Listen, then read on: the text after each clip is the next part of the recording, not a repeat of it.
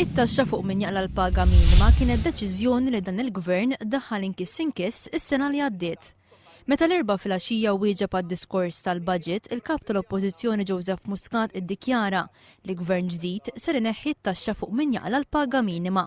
Joseph Muscat qal li din se tkun waħda mill-bidliet fundamentali li jagħmel gvern ġdid. Ma nistgħu qatt naqblu li nibdew nintaxxawhom kif qed jagħmel il-Prim Ministru.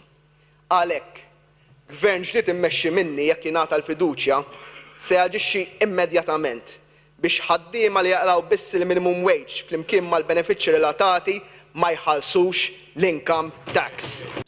Min-naħa tiegħu f'konferenza tal-aħbarijiet bi tweġiba għal dan, il-Ministru Tonio Fenech qal li l-kwistjoni dwar il-ħlas tal-income tax minn dawk li jqalgħu il-paga minima hija skont huwa a storm in a teacup, jiġifieri għaġeb mix-xejn. Jiena għalija din hija storm in a teacup tal-kap tal-Oppożizzjoni jekk l-uniku kritika illi sab il-kap tal-Oppożizzjoni kienet fuq 2000 ruħ.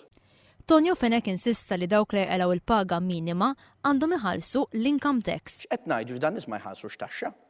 Min-naħa tiegħu fil-Parlament Joseph Muscat iddikjara li mhix aċċettabbli li mqar persuna waħda li taqla l-paga minima tħallas l-income tax u żied li l-kredibilità tal-Prim Ministru Lawrence Ghondi dwar din il-kwistjoni hija żero. Dawn laqqas jafu li min jaqla l-minimum wage qed jiġġeluh iħallas it-taxxa aħseb u wara kemm jifhmuhom.